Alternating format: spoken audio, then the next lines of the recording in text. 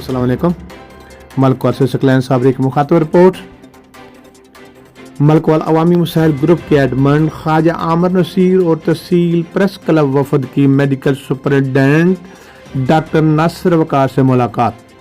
तहसील headquarter अस्पताल मलकवाल में मरीजों की आउटडोर तादाद रोजाना तकरीबन 500 है, जबकि डॉक्टर्स और पैरामेडिकल स्टाफ की तादाद इंतहाई कम है। तहसील हेडक्वार्टर अस्पताल मलकवाल मेडिकल सुपरिटेंडेंट समेत 10 डॉक्टर्स की तैनाती है। इसके बरक्स तहसील हेडक्वार्टर फालिया में 22 डॉक्टर्स तैनात हैं। तहसील हेडक्वार्टर अस्पताल मलकवाल में आम तौर पर रोजाना 7-8 डॉक्टर्स 24 घंटों की 3 शिफ्टों के लिए दस्तयाब होते हैं।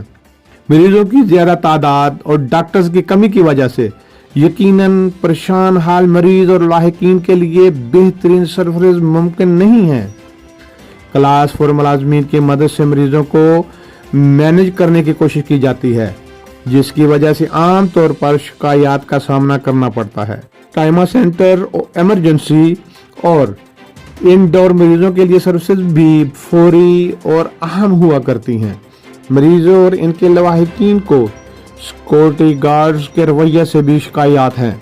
अस्पताल की लाइट्स और सफाई सुथराई भी एक सवालिया निशान है।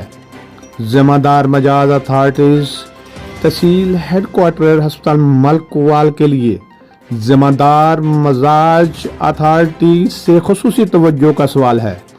बार बार TH को मलकवाल के बारे मुश्किलात और मसाइल को हाईलाइट किया गया, लेकिन ताहाल बेसूद।